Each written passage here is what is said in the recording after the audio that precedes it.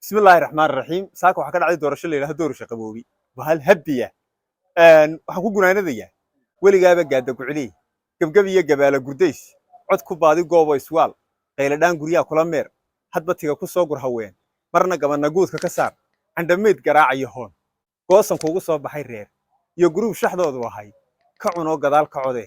markaad isugu keento gidaar dib haddana baskuuna u raaf gashaantiye ka doonday iskuul mar gurboodan kaar balahayn intaad garan ka weyn u xidhaan higil muujin goobta ugi wax magarata calamoodi gol casiya cadciid kulul taag iyo gurmada wadnaa ku cadee ninka goraya qaaqlayntii weli noogu goodiyayow walle waanan ka gurin bay bulsho gooni ku faraysa shacab yahow habeen gudaya gudcurkiya cadada kala saar guura labada kii ku haboon goorma baraarugaysaan indhu galalac waagi cadaa nin gadliye la kala garay geed waa gadiid cadceed iyo toos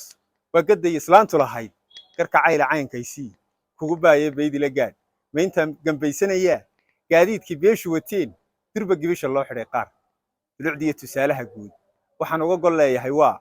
geedi baa la gelayaa dheer gobonnimaan la raad guraya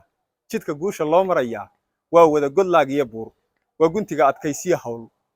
talaa maanta inala gudboon rogrogiyo u baahan gorfayn intaynaan ku giijin hoggaan ratigaad ku guuraysa eeg gaabisiya hadduu yahay fiig iyo garab ku deeqa siloon maalin gaalu ku sidiyo dool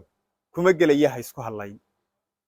heeriyo cunka goolka yaqaan gogol iyo hasaarin karbaash guud aan dil aad uga showr gurgurshaaga weelka biyaa iyo gaban ku aaminaysaan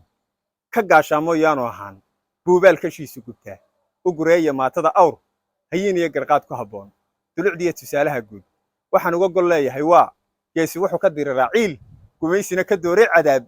gartan loogu soo baxay geed shacab yahow guddoominayaa go'aankaagu yaanu ahaan fartaydaan ka eeday gadaal